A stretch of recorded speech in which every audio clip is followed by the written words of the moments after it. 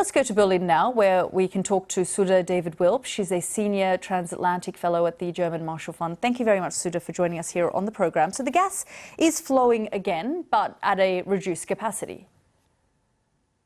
That's correct. After scheduled maintenance work, Berlin was really worried that the gas would not even be turned back on by Putin. And although gas is flowing at a reduced rate of 30%, I think this is going to remain a sort of constant cat and mouse game between the Kremlin and Berlin, because this is a way for Putin to weaponize his resources and destabilize Germany, and also keep the Berlin government on its toes and perhaps try to sow distrust within the electorate and pressure the German government to not be part of the coalition against Russia. And that's, I mean, the use of the word distrust. The fact is that the trust is a huge issue between all sides right now. And so, as you say, a cat and mouse game here, because they're not sure ultimately what the intentions of the Kremlin are, whether they could just turn off the taps at any time.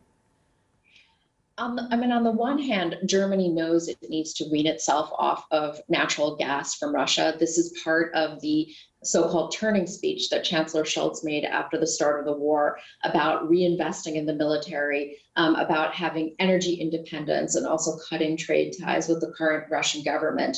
But I think it's proving harder to do that. And Putin knows this because Germany is dependent on natural gas to power its economy. And the country is facing an economic tailspin with the coming winter as energy prices rise. There's been an increase about 70% in terms of energy costs. And the government is expecting and bracing itself for consumers to deal with a tripling of energy bills this winter. I just want to pick you up on that point about it proving harder and harder to sort of almost wean themselves off. I mean, why is that? You know, surely there are alternatives, other countries, other places they can get their gas. I know that, you know, countries like Qatar, that has floated around for some time. Well, Germany does ultimately want to power itself on renewable energy. The plan of this government is to get to renewable energy by 2035.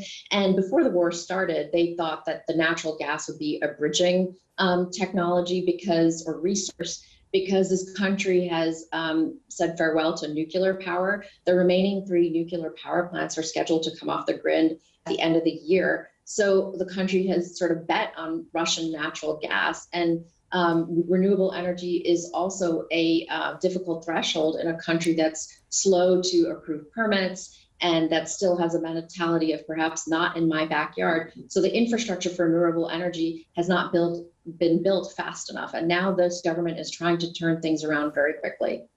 Yeah, but I suppose in the short term, it will be the public, the people who pay the price. You know, no matter how much the German government urges people to save on energy, if it's going to be a cold, brutal winter, and of course with the rising cost of living, people are hurting on every front.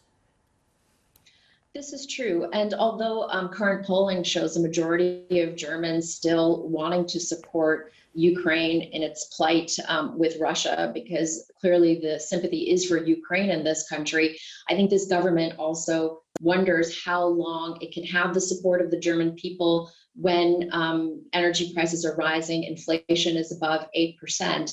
And also, you know, if President Putin does turn off the gas with the Nord Stream 1 pipeline, there could be massive job losses to industry. And the IMF is predicting about a 3% drop in GDP. Yeah, Sudha, thank you so much for that.